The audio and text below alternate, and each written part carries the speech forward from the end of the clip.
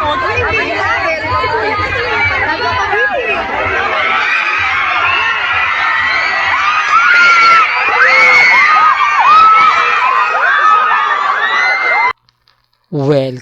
back, mga kaaldab. Ito na naman po ang inyong lingkod, si Mr. Destiny. At syempre magbibigay na naman po tayo ng pinakamainit na update po ngayon sa social media. Ito po yung pinaka-latest na nasa Bulacan nga po, si Alden Richards. Kapag ka naririnig natin ang Bulacan, nakakatuwa kasi ito yung panahon, o ito yung dati ng panahon ng Aldab Nation, na kumbaga pumupunta po talaga tayo sa McDonald's ni Mengay sa Bulacan, at kapag may mga party ang pamilya Mendoza, imbitado nga po ang Aldab Nation. Ang mga mamis, mga titas na malalapit po sa pamilya Mendoza. Pero ngayon wala na, di po ba? Kumbaga may mga kanya-kanya na nga po, at syempre may mga bagay-bagay nga po na kumbaga mapapaisip din naman po kayo, hindi po ba? Pero okay lang po yan, kasi ako, sabi ko nga po sa inyo, dito po sa channel ni Mr. Destiny, lahat ng mga gusto nyo pong mapanood, mapakinggan, relax lang, di po ba? Maging kampante lang, dahil alam naman po natin ang buong istorya at buong kwento, na kapag ang pinag-uusapan sina Alden Richards at si Maine Mendoza, 101% updated po si Mr. Destiny. Real to kaya, mga kaaldab. Kaya lagi lang po kayong tututok. Pero bago nga po pala natin simulan etong mainit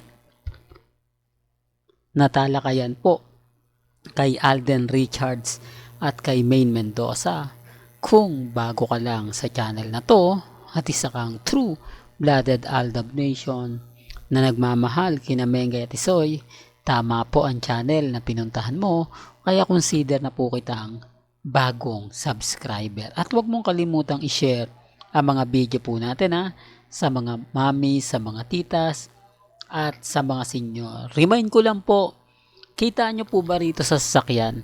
Magkaiba po ang sasakyan ni na Alden at ni Catherine. Hindi po sila sa isang sasakyan lang.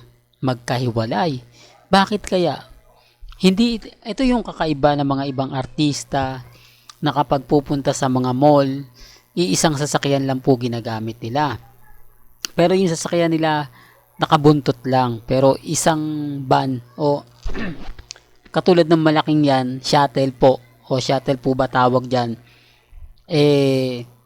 kumbaga naandun, di po ba? Pansin nyo na magkahiwalay, isang kaya galing si Alden Richards? Oops, issue na naman yan, Mr. Destiny. Alam mo, kaya ka nababash kaya ka na ginapag-iinitan sa mga sinasabi mo, sa mga tema mo. Okay lang naman po, hindi po ba? Binibigyan ko lang po sila ng konting idea na baka dumaan pa ito sa pamilya Mendoza, lalong-lalo na nga po kay Nanay Dab, kay Tatay Dab, di po ba? Alam niyo naman po na malapit na sa Bulacan yan, malapit na sa Santa Maria, di po ba?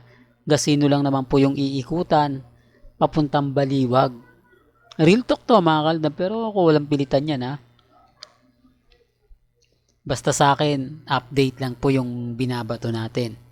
Update lang po yung mga ginaganap natin. Sa mga ayaw pong maniwala, okay lang. Pero gaya na sinabi ko, sino nga po ba mas tinitilian dito? Sino nga po ba ang masasabi natin na kumbaga pinag-uusapan? O baka sabihin nyo, trending po yung cut din. Never pong nagte-trending ang cut din. For the record lang po. Si Mengay po madalas. Ang Hello Love Again teaser, nagte-trending pa rin. O tour. Hello Love Again tour. Yun lang naman po yung magte-trending. Kasi sabi ko nga po sa inyo, hindi naman po ito pinalalandakan ng ABS-CBN, GMA Network. Tama naman po yung mga pinupuna ng iba. Tama naman po yung mga sinasabi at pinapaliwanag ng ilang netizen. Na, bakit ayaw i-push nila Alden at ni Catherine? Binata at dalaga naman silang dalawa ngayon. Wala silang karelasyon. walang masama dahil uso na naman yung mga bagay-bagay na ganyan. Kahit sabihin mo may kontrata, kung na-develop man dahil sa ginawa nila, normal lang. Di po ba? Mas papabor nga kasi susuportahan ng mga fans ni Catherine ang teleserye ni Alden Richards na Pulang Araw. Napapabor nga po sa GMA Kapuso. Di po ba? Kaya lang yung mga nagko-comment ng ganyan, binabanatan po nila, sinasabi nila, Aldab Nation ka, ano ka, delulo ka, kulto ka. Hindi po ba? Hindi porket nagko-komento ng ganon, Aldab na. Hindi porket nagbibigay ng mga ganon, kumbaga, sina Alden at si Maine, yung sinusuportahan. Hindi po ba? Real talk to. Kaya ang sabi ko sa inyo, ganyan po sila kabiter. Kahit konting sabihin mo lang, against po sa kat din, nagre-react sila. Kasi hindi nga po sila nagtitrending. Hindi man lang sila nagbabiral. Dapat sila po talaga yung pinag-uusapan Dapat sila yung bida. Pero hindi Ang pinag-uusapan po, Aldab Nation Di po ba? Tayo po yung nagtitrending. Tayo po yung nagbabiral. Tayo po yung pinagpepiestahan. Sila, hanggang post lang po sila. Hanggang edited lang po sila. Di po ba? Hanggang dun lang po yung kaya nilang gawin, kaya nilang ibigay. Pagkatapos nun, wala na. Kasi kung titignan nyo at susuriin nyo, si Alden, hindi naman siya nagbibigay ng mga pahiwati gaya ng iba. Tahimik lang po siya. Kaya sabi ko sa inyo, sino nga po ba yung kasama ni Catherine sa loob?